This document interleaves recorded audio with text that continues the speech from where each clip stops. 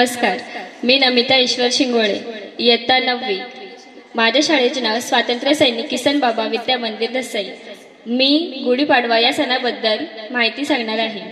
गुढीपाडवा हिंदू नववर्षाचा पहिला दिवस।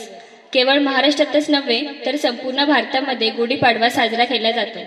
अत्यंत आनंदाने व उत्साहाने साजरा केला जाणारा हा सण नक्की का बरं साजरा करतात तर हिंदू वर्षाची सुरुवात शक संवत्सराचा पहिला दिवस म्हणून गुढीपाडवा साजरा केला जातो।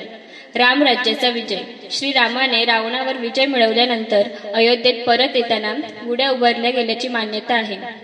शक सम्राटाची आठवण, सम्राट शालिवाहन यांनी या दिवशी शत्रूवर विजय मिळवून आपले राज्य स्थापन केले। निसर्गातील नवचैतन्य, वसंत ऋतूची सुरुवात होते, झाडांना पालवी फुटते, शेतकऱ्यांसाठी नवीन पेरणीचा हंगाम सुरू होतो।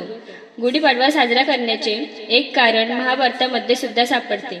यानुसार महाभारतातील आदी पर्वामध्ये उपचारिचार नामक राजाने इंद्रामार्फत त्याला मिळालेली कळकाची काठी इंद्राला नमन म्हणून जमिनीमध्ये रोवली आणि दुसऱ्या दिवशी त्या काठीची पूजा केली।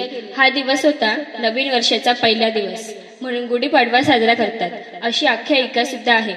भारतीय संस्कृतीत चैत्र शुद्ध प्रतिपदा हा दिवस महापर्व म्हणून साजरा करण्याची परंपरा आहे। महापर्वाच्या अर्थात नववर्षाच्या या पहिल्या दिवशी नवे संकल्प करून प्रगतीकडे वाटचाल सुरू करण्याचा हा दिवस आपण गुढीपाडवा म्हणून साजरा करतो। या दिवशी विजयाचे प्रतीक म्हणून घराच्या अंगणात गुढी उभारली जाते। या दिवशी नवीन वस्तू खरेदी, व्यवसाय प्रारंभ, नव उपक्रमाचा प्रारंभ, सुवर्ण खरेदी इत्यादी गोष्टी केल्या जातात। गुढीपाडव्यापासून राम जन्मोत्सवाचा कार्यक्रम सुद्धा प्रारंभ होतो। आधुनिक युगात अनेक जण गुढीपाडव्याला नवीन व्यवसाय, स्टार्टअप्स किंवा उपक्रम सुरू करण्याचा उत्तम दिवस मानतात।